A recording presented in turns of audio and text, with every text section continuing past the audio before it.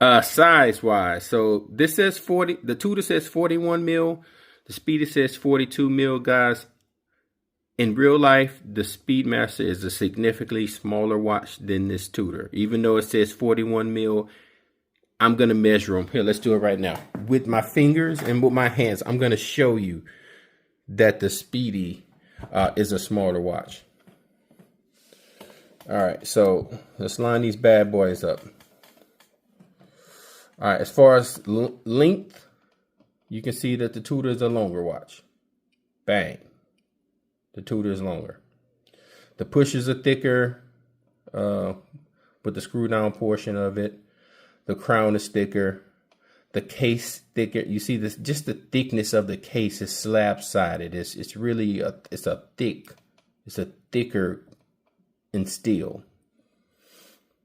All right, let's we're looking at 22 millimeters versus 20 millimeters. You can see that there. This looks like a tall slab right here, while the Speedy does a good job of kind of camouflaging the thickness by giving you just one slither piece of brushed, but this case back is still thick, right, in this dome crystal. And then if I hold it flat as I can hold it, you can see that this pusher here is taller. So it wears on the wrist longer. You know, when you put the watch on your wrist and it hits the back of your wrist, it hits the back of your hand, the Tudor has a longer wingspan when it comes to how tall it is. Look at that. It's not the same, guys.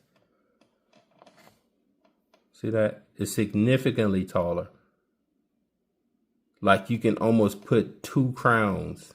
You can put another crown to equal, like, the angles is crazy on this phone, but trust me, guys, it's a wider watch, it's a thicker watch, it's a heavier watch, it's a longer watch, it's a thicker watch, it's significantly bigger. So I don't know why they call this 41. This is like a 44 millimeter watch, guys. If this is 42, then this is 44, 43 for sure. But maybe this 42 is really a 40. That's just kind of how it wears, guys. The dome crystal, this is a single dome crystal here. You see that? And then this is like a double dome crystal. You can like see the dial twice almost. You can see the dial from here, and then you can see like a little layer of dial in there. So that tells me this is like a double dome crystal. The distortions. Let's look at this Swiss made and how it distorts. Let's look at this Swiss made and how it distorts. It looks like it's water trapped in there or something. That's how crazy the distortion is on this bad boy. Look at that distortion. Dang.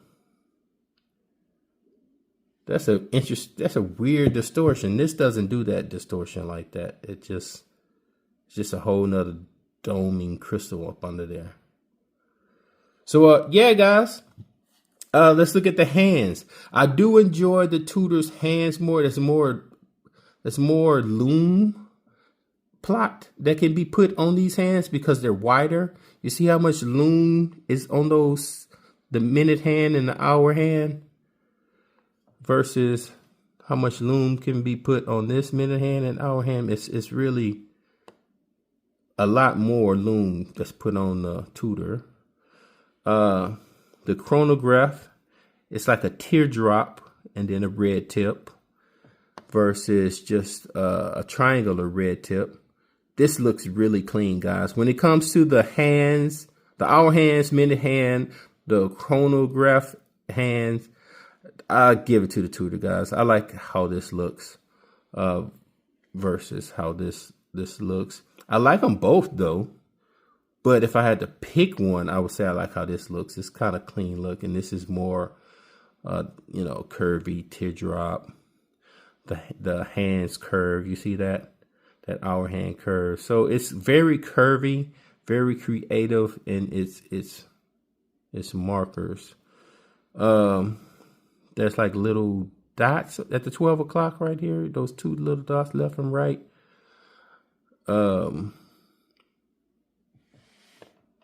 So this is lining up straight 12 o'clock. This is, let's see how this lines up.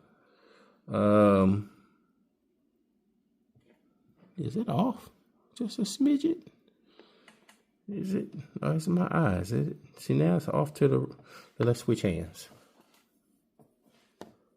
All right, now it's flat straight on. It's just my left hand was a little more straight to the camera. See, now this is off to the right a little bit. Yeah. So they both line up, guys. It's just how I'm holding it. My left hand is closer to the lens of the phone, so I don't know. It's just kind of lining up a lot better. So yeah, even just looking at it, you can see the TUDOR. It has more black on the bezel. It looks like two bezels compared to how slim and thin this bezel strip is. You can see the 60 better than you can see the 60 here. So it's thicker text and font. It's a thicker bezel.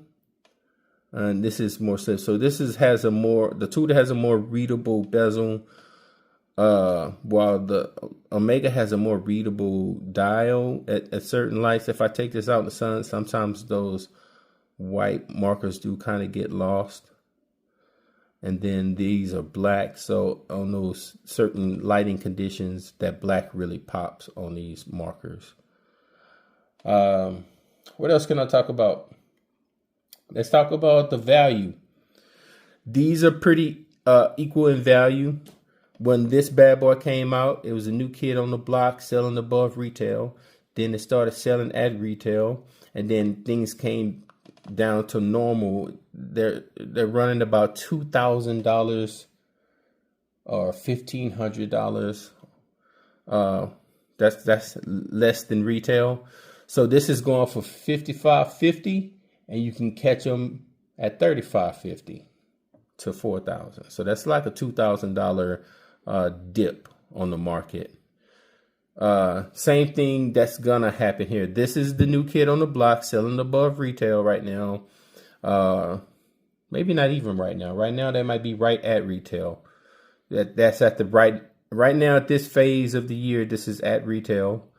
And then slowly and surely it's going to be $1,500 off, and $2,000 off. So from 8,100 to 6,100 is kind of where this is going to land. So this is going to take about a $2,000 to $1,500 loss, and this also takes about a $2,000 to $1,500 loss.